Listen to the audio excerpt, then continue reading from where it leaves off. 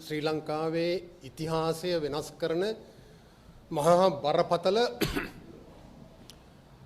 ක්‍රියාකාරකම් කීපයක් සිදුවෙන සතියන්තයක්කට පෙර 1987 ජුලි මාසයේ 29 වෙනිදා මේ රටට රජීව් ගාන්ධි ඇවිල්ලා ආරක්ෂක ගිවිසුමක් අත්සන් කරා ඉන්දු ලංකා ගිවිසුම කියලා.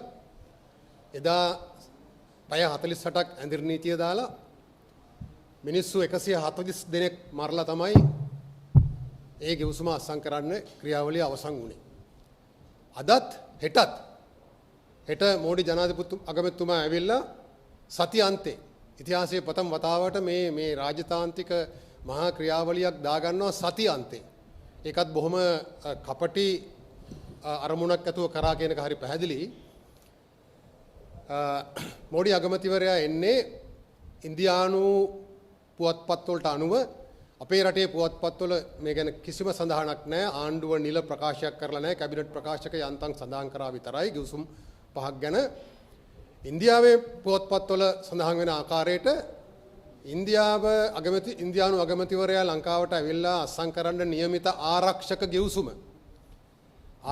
ගිවිසුම ඉන්දු ලංකා ගිවිසුමෙන් පස්සේ අත්සන් කරන ඊටාම බලවත් සහ වැදගත් ගිවිසුමක්. මේ කියන්නේ ඉන්දියාවේ පුවත්පත්. ඒතර ඉන්දියානු විදේශ ලේකම්වරයා කියනවා මේ ගිවිසුම අපි හැදුවේ.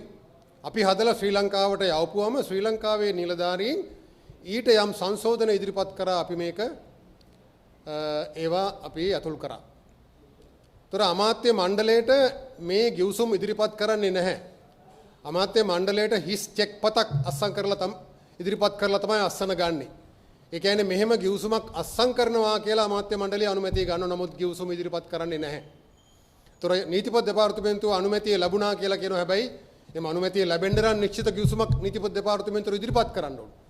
එහෙම නම් නීතිපති දෙපාර්තමේන්තුව බොරු කියන්න ඕනේ. එහෙම නැත්නම් ආණ්ඩුව නීතිපති දෙපාර්තමේන්තුව අනුමත කරපු ගිවිසුම අමාත්‍ය මණ්ඩලයට ඉදිරිපත් කරලා නැහැ. ඇයි මේක සංගවන්නේ?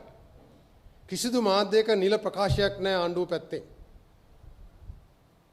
ඒ වගේම මෝඩි අපේ ජනාධිපතිතුමා අනුර දිසානායක මහත්මයා ඉන්දියාවට ගියාම අත්සන් කළා එකඟතා ප්‍රකාශයක්. ඒ එකඟතාවේ මෝඩි අගමැතිවරයා ඉතා සූක්ෂමව සඳහන් කරන්නේ සිකියුරිටි ඇග්‍රීමන්ට් කියලා. සිකියුරිටි ඇග්‍රීමන්ට් කිව්වම ඒක ආරක්ෂාවට අදාළව සරල කතාවක්. ඒ කියන්නේ ඒක බෝඩර් එකේ ආරක්ෂා වෙන්න පුළුවන්, අන්තර්ජාලයේ ආරක්ෂා වෙන්න පුළුවන්, මත්ද්‍රව්‍ය මැඩලීම වෙන්න පුළුවන්. එතකොට ඒක වෙනත් පුළුල් කතාවක්. හැබැයි ඩිෆෙන්ස් කියන්නේ ආරක්ෂක මිලිටරි එහෙම නැත්නම් යුදමය. එතකොට දැන් විදේශ අමාත්‍යවරයා ඉතා පැහැදිලිව කියනවා මේක සිකියුරිටි. මේක ආරක්ෂාවට අදාළ ගිවිසුමක් නෙමෙයි ආරක්ෂක එහෙම නැත්නම් මිලිටරි එහෙම නැත්නම් යුද ගිවිසුමක් කියලා. ඒතර බලන්න මේ රැවටීම. කැබිනට් එකට ඉදිරිපත් කරන්නේ නැහැ නීතිපති අනුමත කළා කියලා කියනවා. නමුත් හෙට මෝඩි අගමැතිවරයා ආපුවම අනිද්දා මේක අත්සන් කරනවා. කිසිදු කෙනෙක් දන්නේ නැහැ රටේ. ජනාධිපතිවරයාගේ මාලිමාව පක්ෂයේ පාර්ලිමේන්තු කණ්ඩායම මේක සාකච්ඡා කරලා නැහැ. අපි සමහර මන්ත්‍රීවරුගෙන් විමසලා බලපුවම පාර්ලිමේන්තුවට ඉදිරිපත් කරලා නැහැ. කැබිනට් එකට නිකන් නාමික අනුමැතියක් ගන්නවා මිසක් ගිවිසුම ඉදිරිපත් කරලා නැහැ. ඇයි මේවා සංගවන්නේ? ඒතොර එදා ප්‍රභාකරන්ගේ තුවක්කුව පෙන්නලා තමයි JR-ගේ බෙල්ලෙන් අල්ලලා දන ගස්සලා මේ ඉන්දු ලංකා ගිවිසුම අත්සන් කරගත්තේ. ඒතොර අද ආර්ථික අර්බුදේ නැමැති අඬුව අල්ලලා තමයි අනුර දිසානායක ජනාධිපතිවරයාගේ අත කරකවලා මේ ගිවිසුම අත්සන් කරගන්නේ. මේක එක්තරා බලහත්කාරයක්.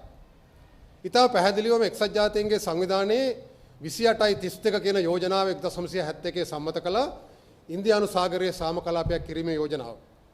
ඒ යෝජනාවට අනුව කිසිදු බලවත් රාජ්‍යයකට ඉන්දියානු සාගර කලාපයේ රටවල් වලට ආරක්ෂක ගිවිසුම් අත්සන් කරන්න බලපෑම් කළ නොහැක. ඊටව පැහැදිලිව ඒ ගිවිසුමේ සඳහන් වෙනවා. ඊට පස්සේ ඒ ගිවිසුම නැවත අනුමත කරනවා 2017 වසරේ. ඒතර මේ එක්සත් ජාතීන්ගේ සම්මුතියෙන් උල්ලංඝනය කරලා තමයි මේ ආණ්ඩුවට බලපෑම් කරලා මේ අත කරකවලා මේ අස්සන ගන්න හදන්නේ. එතකොට මේ ආරක්ෂක ගිවිසුමත් එක්ක තවත් ගිවිසුම් බරපතල ගිවිසුම් දෙකක් අත්සන් වෙනවා.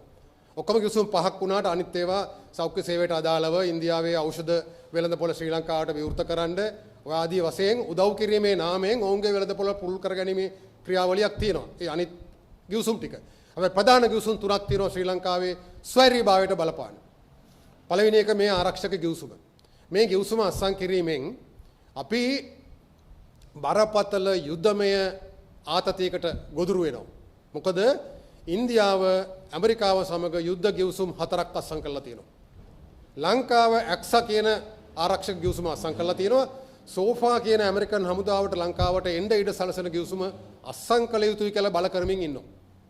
ඒතර ඉන්දියාව ක්වැඩ් කියන මේ ඉන්දු පැසිෆික් කලාපයේ නගරෙහිර සිට බටහිර දක්වා දුවන නාවික මාර්ගයේ ප්‍රධාන ලෝකයේ ප්‍රධාන නාවික මාර්ගයේ ආශ්‍රිත කලාපයේ ආරක්ෂාවට අදාළව යුද සන්ධානයක් තියෙනවා ඉන්දියාව, ඇමරිකාව, ඕස්ට්‍රේලියාව සහ ජපානය එකතු වෙලා ක්වැඩ් කියන රටවල් හතරකින් සමන්විත යුද සන්ධානය.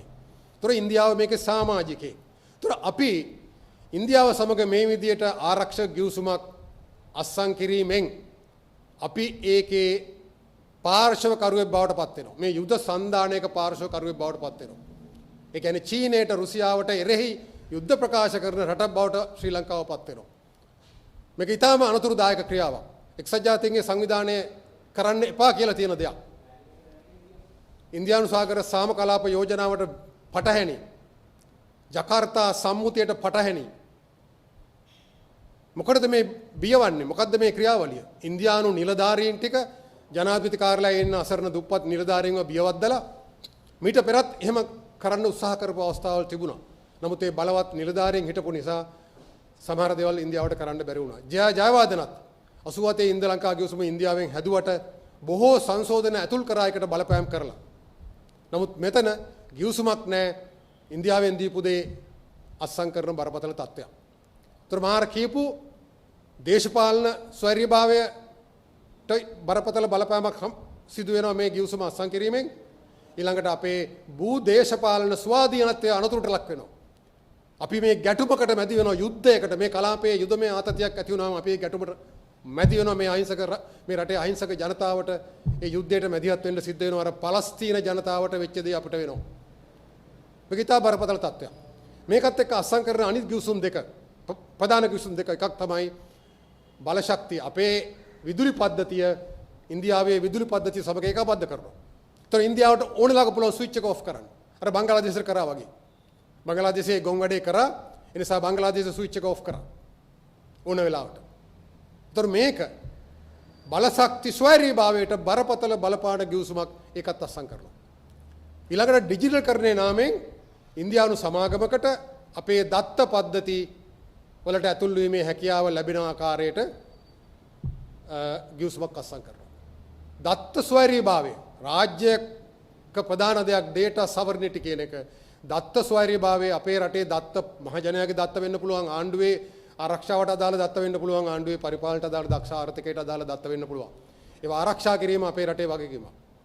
ඒක ඉන්දියානු සමාගමකට දුන්නම ඉන්දියානු සමාගමක සර්වර්ස් වල ඒවා ගබඩා කරලා තියාගත්තම දත්ත සුරක්ෂිතභාවය කියන්නේ එකතු කිරීම, ඒවා සකස් කිරීම, ගබඩා කිරීම, බෙදා හැරීම මේ සියල්ල ආණ්ඩුවේ අධිකාරිය යටතේ තියෙන්න ඕන. එහෙම නැත්නම් දත්ත ස්වෛරීභාවය නැති වෙනවා.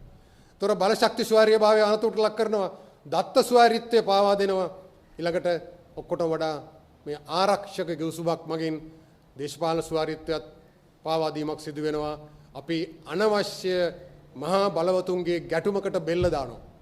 භූ දේශපාලන ස්වාධීනත්වය කියන එක නැති කරගන්නවා. අපි යුද සන්ධානයකට එකතු වෙනවා. ක්වැඩ් කියන සංවිධානයේ පාර්ශවකරුවෙක් බවට පත් වෙනවා. නිසා මේක ඉතා බරපතල තත්ත්වයක්. අපි ජනාධිපතිවරයාට කියනවා මේ අත කරකැවීම් වලට බය වෙලා යටත් වෙලා මේ පාවා දීම කරන්න එපා. ඒක ඉතිහාසයේ කවදාවත් නිවැරදි කරන්න හම්බෙන්නේ නැහැ. නාමල් රාජපක්ෂලා, සජිත් ප්‍රේමදාස මහත්තයලා සද්ද නැතුව බලන් ඉන්නවා. ඔහොම යමු. ගිහිල්ලා මේ දේවල් කරලා මේ පාර කපලා ඉන්දියාවට දේශපාලන වශයෙන් සියදිවි හානි කරගන්න. එතකොට අපිට පුළුවන් ඇවිල්ලා ඒ පාර දිගේම යන්න. කිසිදු පක්ෂයක් මේ සම්බන්ධයෙන් කතා කරන්නේ නැහැ. මේ සා බරපතල 87 මොනතරම් මේ රටේ බරපතල විරෝධයක් තිබුණාද? අද ඒ විරෝධයේ දශමයක්වත් නැහැ. 87 කරපු දෙයටත් වඩා බරපතල දේවල් ටිකක් සිද්ධ වෙනවා මේ දවස් දෙක තුන ඇතුළත. සතියන්තේ ඒතර ජනාධිපතිවරයා තමන්ගේ බලය ව්‍යවස්ථාවෙන් පැවරලා තියෙන බලය අවභාවිතා කිරීමක් සිද්ධ වෙනවා මෙතන. මේක හොඳ පාඩමක් අපේ ජාතික බලවේග වලටත් දිවි හිමියෙන් විධායක ජනාධිපතිකම රකින්න ඕන කියලා කියන අයට කැබිනට් එකත් ගොනාට අන්දලා පාර්ලිමේන්තුවත් ගොනාට අන්දලා පාර්ලිමේන්තු කණ්ඩායමත් පක්ෂයේ කණ්ඩායමත් ගොනාට අන්දලා අවසානයේ ජනාධිපතිවරයාට සමහර ජනාධිපතිවරයාට නෙවෙයි ජනාධිපතිවරයා වටේ ඉන්න කූට උපදේශකයෝ කීප දෙනෙකුට පුළුවන් වෙනවා මෙතනට රට තල්ලු කරන්න. ඉතා භයානක තත්ත්වයක්. ඒ නිසා අපි ජනාධිපතිවරයාට කියනවා මේ උගලට පය තබන්න එපා. මේ නාමල් රාජපක්ෂලා සජිත් ප්‍රේමදාස රනිල් වික්‍රමසිංහ හිනාවි බලන් ඉන්නවා. හොඳයි ඔහම යමු. බෙල්ල දාන්න දේශපාලන වශයෙන් සියදිවි හානි කරගන්න. ඒකට අපිට පුළුවන් ඇවිල්ලා ඒ පාර දිගේම යන්න. අනුරාධපුර ජනාධිපතිවරයා කපන පාර දිගේම තමයි වුන් යන්නේ. වුන් එකගයි මේ පාවා දීමට.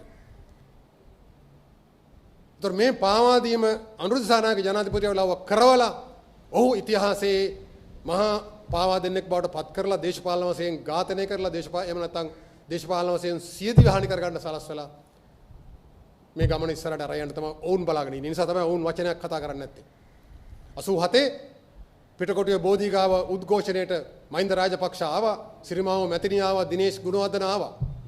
ඇඳිරිනීචේ දාලා තියෙන ඇඳිරිනීචේ දාන තත්ත්වයක් යටතේ. එදා ඒ උද්ඝෝෂණයේදී 140 දෙනෙක් මැරුවා අහිංසක සාමකාමී උද්ඝෝෂකයෝ. අද එදාට වඩා භයානක ගිවිසුම් තුනක් අත්සන් කරනවා. සමාජයේ කතා බහක් නැහැ දේශපාලන පක්ෂ නිහඬව ඉන්නවා. මේක මේ රටේ ඉතිහාසයේ ඊටාම නරක දවසක් ලෙස මේ ඊටාම මේ දුර්දාන්ත සතියන්තයක් බවට පත් වෙනවා මේ ඉදිරි සතියන්තය. ලෝකයේ කිසිම රටක මම හිතන්නේ මේ රාජතාන්ත්‍රික ගමනක් මේ විදියට සතියන්තයක දාගෙන ඇවිල්ලා කලබලයේ මෙහෙම අසං කරලා යන්න මේ වගේ බරපතල ගිවිසුම් ප්‍රමාණයක් එහෙම දාගන්නවා කියලා. එහෙම දාගන්නෙත් මේ මහජන උද්ඝෝෂණ පැනනගී කියන තත්ත්වය නිසා බොහෝ විට සමහරලාට මේවා කළමනාකරණය කරලා තියෙන්නත් පුළුවන්. ඉන්දියානු තානාපති කාර්යාලයේ නාමල් රාජපක්ෂලාට කතා කරලා සජිත් ප්‍රේමදාසලාට කතා කරලා රනිල් වික්‍රමසිංහලාට කතා කරලා මේකට විරෝධ හදන්න යන්න එපා, ප්‍රශ්න කරන්න එපා, සද්ද නැතුව ඉන්න අනුසාරක මහත්තයාට සීදී හානි කරගන්න සලස්සන්න. ඒතර ඊටු ටික අපි එකතු වෙලා කරමු කියලා. එහෙම වෙන්න පුළුවන්. නැත්තම් කොහොමද මෙහෙම නිහඬතාවයක්? මේසා බරපතල තත්ත්වයක් ඉතිහාසයේ ජනාධිපතිවරු 7 දෙනෙක් ජයාට පස්සේ හිටපු ජනාධිපතිවරු 7 දෙනෙක් මේ දේ කරේ නැහැ. ඉන්දියාව දිගටම මේ ආරක්ෂක ගිවිසුම අත්සන් කරන්න බලපෑම් කරා. උන් එකට එකඟුන්නේ නැහැ. මොකද චීනයත් එක්ක ගැටුමකට යන නිසා උන් එකට එකඟුන්නේ නැහැ කවුරුත්. ඒතර 7 දෙනෙක් නොකරපු දේ තමයි අනුරාධපුරගේ ජනාධිපතිවරයා ලව්ව මේ කරව ගන්න හදන්නේ. ඒ නිසා අපි එතුමාට කියනවා මේකෙන් ගැලවෙන්න මාර්ගයක් තියෙනවා. මොකද්ද? අපේ රටේ ව්‍යවස්ථාව අනුව ජනාධිපතිවරයා ලෝක සම්මුතිය අනුව ජාත්‍යන්තර ගිවිසුම් අත්සන් කරන්න බෑ රටක ව්‍යවස්ථාවට නීතියට අනුකූල නොවන විදියට. ඒතර අමාත්‍ය මණ්ඩලයට මේ පත්‍රිකා මේ ගිවිසුම දාලා නැහැ. ඒ නිසා ජනාධිපතිවරයාගේ අස්සනට වළංගුභාවය ලැබෙන්නේ නැහැ. මොකද කැබිනට් මණ්ඩලයේ තොරතුරු දන්නේ නැතුව හිස් චෙක් පතකට අත්සන් කරන්නේ. පාර්ලිමේන්තුව මේ ගැන දැනුවත් කරලා නැහැ. ඒ නිසා මේක එක්තරා කූට ක්‍රියාවක්. ජනාධිපතිවරයාට පුළුවන් මේ මෝඩි අගමැතිවරයාට කියන්න මගේ අත කරකවන්න එපා, මට බලපෑම් කරන්න එපා. ඔබතුමාලාගේ රටේ මෙහෙම කරන්නේ නැහැ. ඔබතුමාලාගේ රටේ මේවා පාර්ලිමේන්තුවෙන් කැබිනට් එකෙන් අනුමත කරගෙන කරන්නේ. ඒ නිසා මට ඒ සඳහා අවකාශය දෙන්න කරුණා කරලා මේවා අත්සන් කිරීම කල් දාමු කියලා. එතුමාට තියෙන මේ දෙකෙන් එකක්. දේශපාලන වශයෙන් සීදී නසා ගැනීම හෝ මේකට යටත් වෙලා මේ අත්සන් ටික ගැසීම.